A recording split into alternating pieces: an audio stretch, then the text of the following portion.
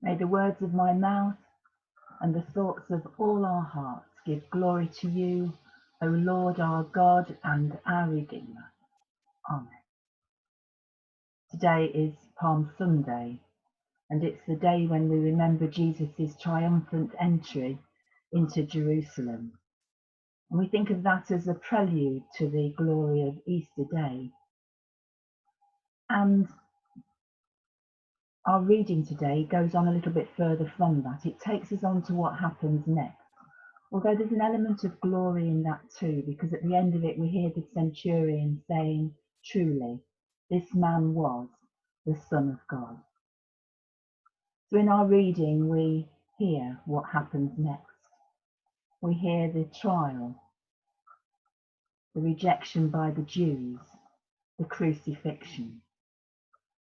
And those events might want us to ask a couple of questions.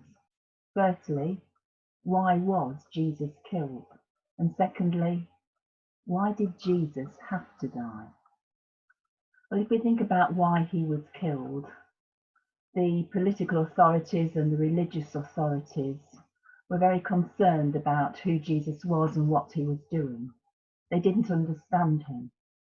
They thought that he wanted a kingdom for himself on earth. And they were also concerned that the things that he was saying and doing would unsettle the Romans, and the Romans would turn their power on them, and there would be trouble. And so they stirred up the people. They sowed seeds of doubt. They talked about a political crime. They tried him for committing treason. They said he deserved to die. Hence on the cross that placard that said, "This is Jesus, King of the Jews." But why did Jesus have to die? Why did God allow him to die? Jesus was God's salvation plan for a wayward humanity. God sent him in the world to reveal whom God was, that God was a God of love, of grace and reconciliation. And Jesus taught and preached and lived his life as an example to us, and gave his life for you and for me.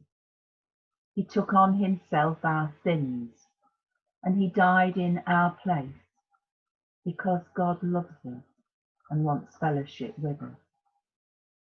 This story of Jesus' passion, death, and ultimate resurrection is central to our understanding of God and of his love for us. Jesus wasn't just a great teacher. He was and is the God who gave his life for you and for me and for creation as we know it. His life wasn't easy. He struggled against tradition, immoral leaders, misunderstanding, friends who doubted him, and rejection by the people. But through it all, he kept his eyes and mind focused on God the Father, his Father. And he was powered by love for you and for me, and righteousness and justice. Today, life isn't easy for us. The future is uncertain. But God's love for us is true and certain. And like Jesus, we need to keep our eyes on the God who loves us, knowing that he is with us in our hopes and our fears, and in our joys and our sadness, knowing that he is our Father, knowing that we are his children, and knowing that we are that because of what Jesus did for you and for me. Truly, as the centurion said, this man was and is God's Son. Amen.